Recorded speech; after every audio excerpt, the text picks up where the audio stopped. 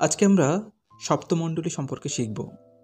বাইবেলে যে সপ্তমণ্ডলীর কথা বলা রয়েছে সেই সপ্তমণ্ডলীগুলো কি কি সেই বিষয়ে জানব এবং আমরা বাইবেল থেকে সেগুলো দেখে নেব।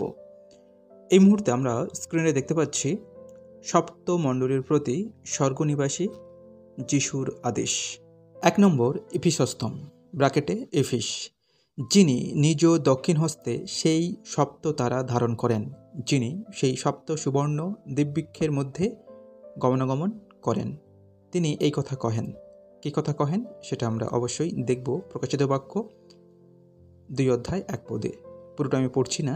যখন আমরা বিশ্বাস করছি আমরা স্বর্গে যাব, আমাদের বিশ্বাসের মধ্য দিয়ে যখন স্বর্গে পৌঁছালাম তখন আমরা কিন্তু এইগুলো দেখতে পাবো, সেই দিব্যবৃক্ষ এবং এছাড়া অনেক কিছু রয়েছে।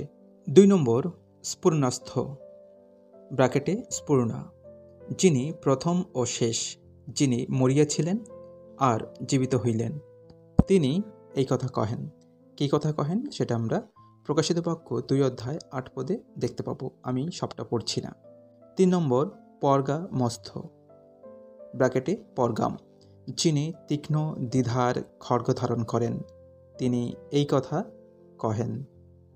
4 নম্বর আমরা দেখতে পাচ্ছি থুয়াতিরাস্থ ব্র্যাকেটে থুয়াতিরা, যিনি ঈশ্বরের পুত্র, যাহার চক্ষু অগ্নিশিখা তুল্য ও যাহার চরণ সুপিতলের সদৃশ্য, তিনি এই কথা কহেন। কি কথা কহেন সেটা প্রকাশিত বাক্য 2 অধ্যায় 18 পদে আমরা দেখতে পাই। 5 নম্বর সার্দিস্থ ব্র্যাকেটে সার্দি, যিনি ঈশ্বরের সপ্ত আত্মা এবং সপ্ত তারা ধারণ করেন। তিনি এই কথা কহেন, আমি জানি তোমার কার্য সকল, জীবন নামমাত্র, তুমি মৃত। প্রকাশিত বাক্য 3 অধ্যায় 1 পদ। 6 নম্বর ফিলাদিলফিয়াস্থ ব্র্যাকেটে ফিলাদিলফিয়া, যিনি পবিত্র, যিনি সত্যময়, যিনি দাউদের চাবি ধারণ করেন, যিনি খুলিলে কেহ রুদ্ধ করে না ও রুদ্ধ করিলে কেহ খুলে না। তিনি এই কথা কহেন। প্রকাশিত বাক্য 3 অধ্যায় 7 পদে লেখা রয়েছে।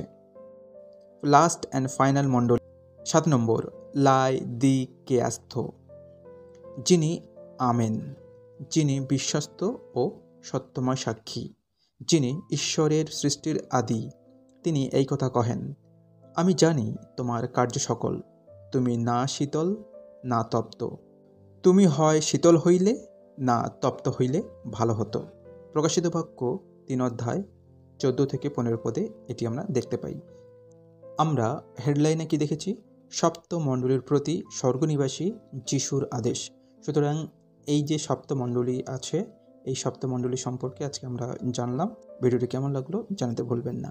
ভালো লাগলে অবশ্যই সাথে থাকবেন। দেখা হবে পরবর্তী ভিডিওতে। ধন্যবাদ।